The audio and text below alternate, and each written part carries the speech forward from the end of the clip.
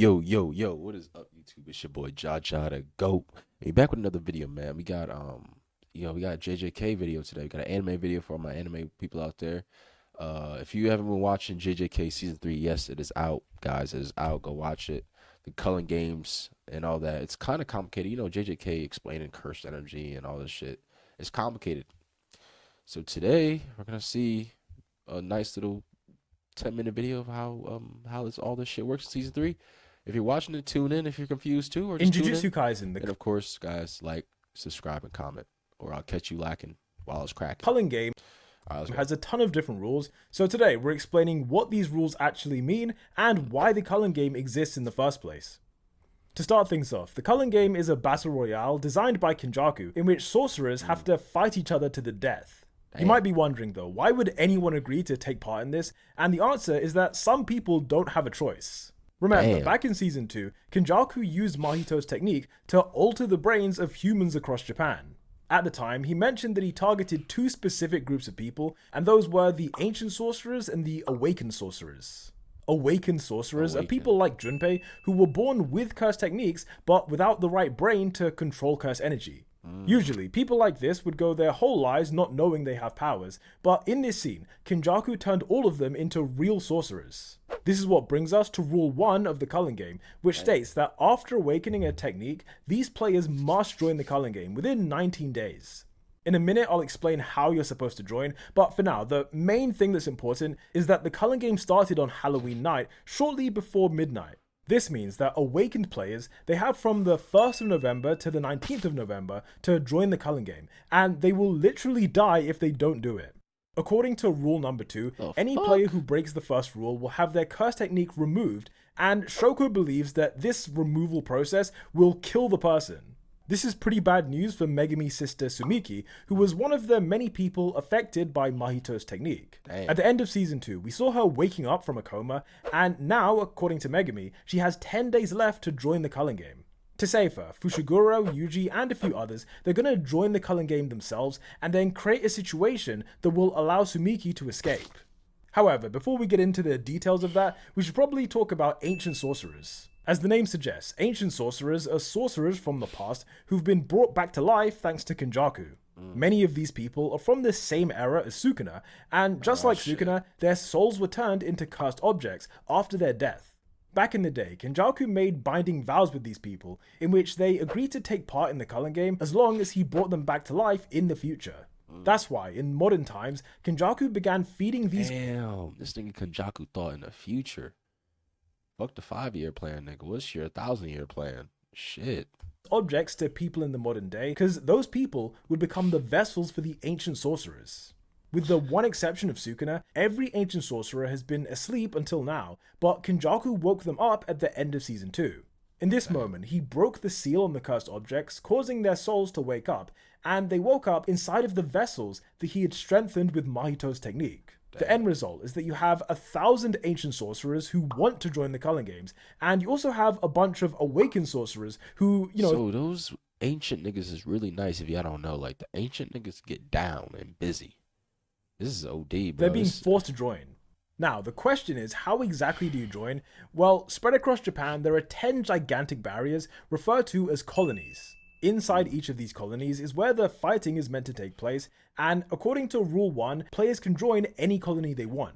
All you have to do is physically approach the colony of your choice, and once you do, you'll be greeted by this Shikigami. This Shikigami will ask you if you want to become a player, and if you say yes, then according to Rule 3 of the Culling games, you officially become a player. Each player then also receives one of these Shikigami for themselves, and it will give you important updates about the game itself if there are updates to be given, and on top of that, you can ask it relevant questions. Now, moving on, in the 3rd episode of JJK Season 3, it was revealed that the true purpose of the Culling game is to merge Japan's population with Tengen. For context, until very recently, Tengen had to merge once every 500 years with a single person known as the Star Plasma Vessel. Star Plasma Vessels are people who have compatible DNA with Tengen, and this merger was done to stop Tengen from evolving. However, in 2006, Toji messed everything up when he killed Riko, and so from that moment onwards, Tengen began evolving into something not human. At this point, she says that her evolved soul has become part of the world itself, and that this character that we see, that isn't actually her. This is just like, I guess you could say it's a hologram or a vision, but her actual body, it's everywhere. Because of this evolution, it means that Tengen is now more of a cursed spirit than a human being. So Tengen a shorty? You trying to tell me? We got somebody find that picture. And so because of that, it means that she can technically merge with anyone. It doesn't have to be a star plasma vessel. She can merge with any human. Now, Kenjaku's plan is to test the limits of what Jujutsu can do by merging an entire country's worth of people, I think like 100 million people, with Tengen. And by doing this, you're going to create a monster that's never been seen in history. The Culling game is simply the ritual to make that happen, because as the players keep fighting each other, they'll generate tons and tons of cursed energy. Then, once all 10 colonies have generated enough cursed energy, the ritual will be complete and Japan's population will be cooked. Tengen's estimate is that it will take roughly 2 months of fighting for the ritual to be complete, and this brings us to Rule 4 and Rule 8 of the Culling game. Rule 4 states that players gain points for killing other players, and Rule 8 says that players will die if their score stays the same for 19 days. What this means is that you can't just enter the Culling games and then hide, you have to kill at least one person every 19 days, or else the game itself will kill you. In that sense, even good people like Sumiki will be forced to kill, and right now there's no way to avoid that. That being said, when we look at rules 5 and 6, it's possible to add rules to the game that might allow certain players to escape. To be specific, Rule 6 says that you can add one new rule to the game in exchange for exactly 100 points.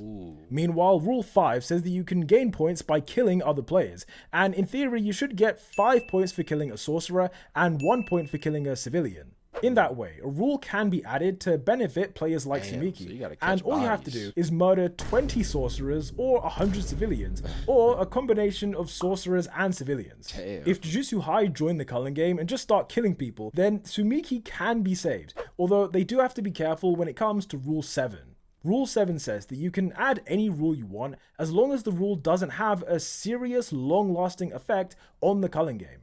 To put it another way, you can't add a rule that would stop the ritual either directly or indirectly. So, for example, a rule that would allow all players to leave, that would never be accepted.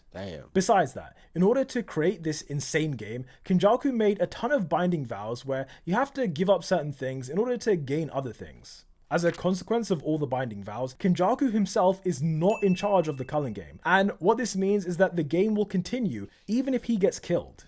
As a result, right now, getting points and adding rules is the only way to save Sumiki, since going after Kenjaku isn't going to solve anything. Now, with that explained, some final things to mention is that curses are going to be taking part in the Culling game. Some of these curses are intelligent in the same way as Mahito, and so their goal will be to accumulate points just like the human players. Another thing to say is that because these Culling game barriers just spawned out of nowhere, understandably there will be a lot of civilians who were trapped inside the space. That being said, in episode 3 of JJK season... Nigga, imagine you cooking some eggs and niggas just come fight through your living room. Like, that's crazy, bro. You clapping some cheeks and niggas come...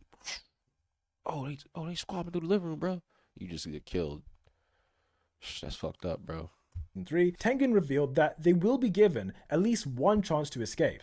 Anyone who's been accidentally caught inside their colonies, they'll be given the option to leave, and if they accept, then they don't have to become a player. However, if they don't accept for whatever reason, then they will be hunted down by ancient sorcerers, by curses, and possibly awakened sorcerers as well.